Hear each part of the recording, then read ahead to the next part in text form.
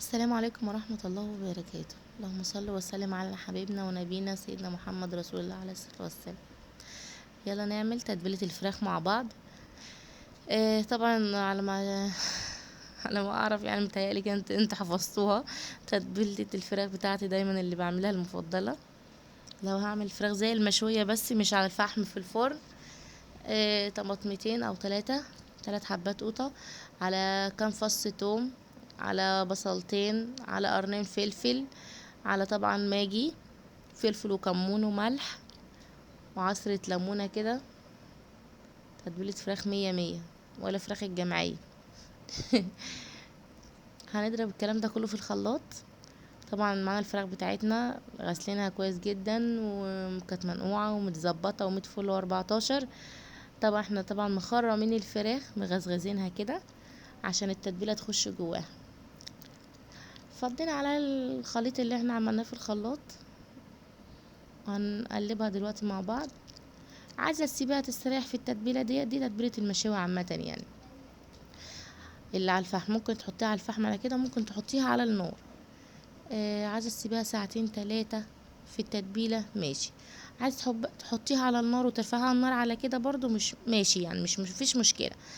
احنا عشان مستعجلين مش هنسيبها في التتبيله خالص، هنحطها على النار على طول.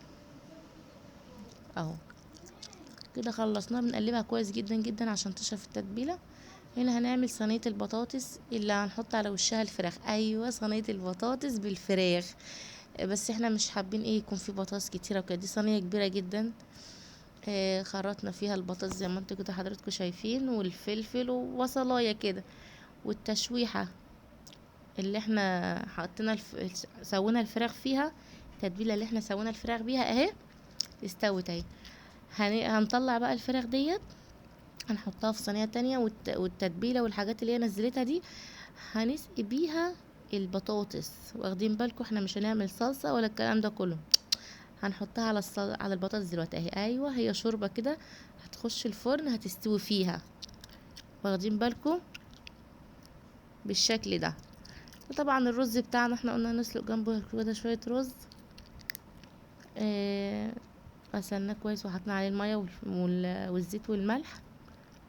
عندك مكعب ماجي ماشي، ما عندكيش خلاص. عملنا جنبها شويه رز ابيض يعني. دي صينيه البطاطس بعد ما حطيناها في الفرن اهي.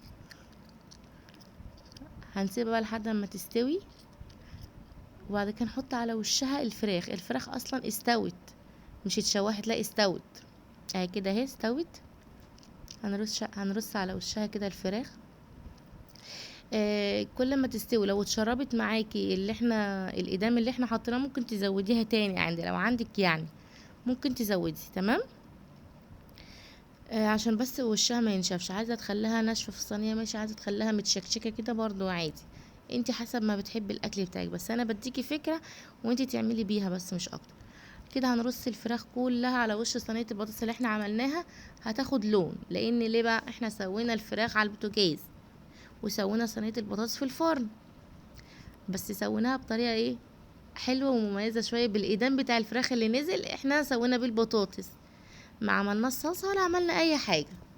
بس والله أكلة خطيرة جدا وتحفة، وريحتها خطيرة خطيرة خطيرة والله، بجد حقيقي ريحتها وطعمها جنان.